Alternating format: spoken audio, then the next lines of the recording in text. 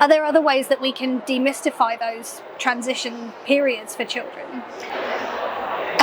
Well, there's a limit, obviously, to how much we can demystify it, because it's about words and children don't necessarily understand the words, but it's making the process as clear as possible to even the youngest children.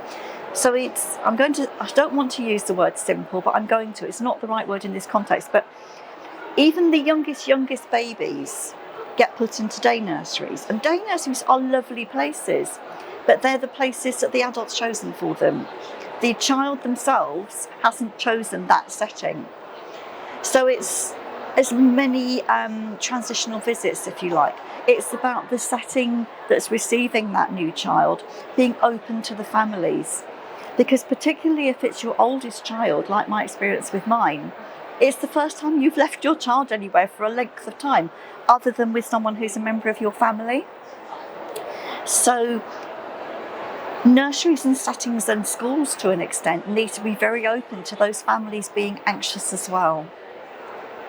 I am quite concerned by the number of schools and settings that since the lockdowns have still held on to the practice of the parents leave the children at the gate or at the door and they don't come in, because the school or setting feels it's easier.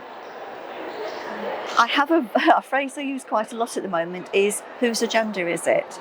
Who is it easier for? Now, it might be easier for the adults in the settings or the schools because they don't want lots of parents in their environment. And I get that, I do. I've been a teacher, I understand. But actually, that adult might be a bit nervous about that child being in that setting. And they might want to just walk through that door into that room and know that child has found its secure place. And it's the same with the child. And that secure place needs to be somewhere familiar. So thinking about even the youngest children, those transitional objects, even with the new babies or the 6-month, 9-month and a year-old babies, do they take something from home that's special to them, that they can still smell home on? And the older children too. I've had reception class children bring their favourite teddy or their rabbit from home because it's that connection. So it's not just those family photographs or something that represents them. It's their little transitional object as well. And if we think about it as adults, how many of us have a transitional object? It may be a piece of jewellery.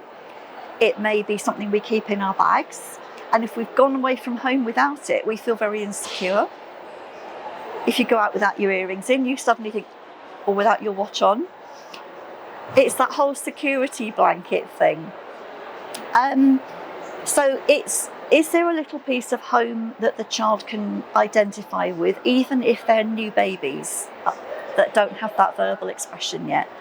Is that adult able, in the setting or the school, able to reflect maybe a nursery rhyme that mum does at home or the family does at home? Are there some words of that child's home language that are introduced? Is that child's pet family name used, if they're allowed to? That kind of thing.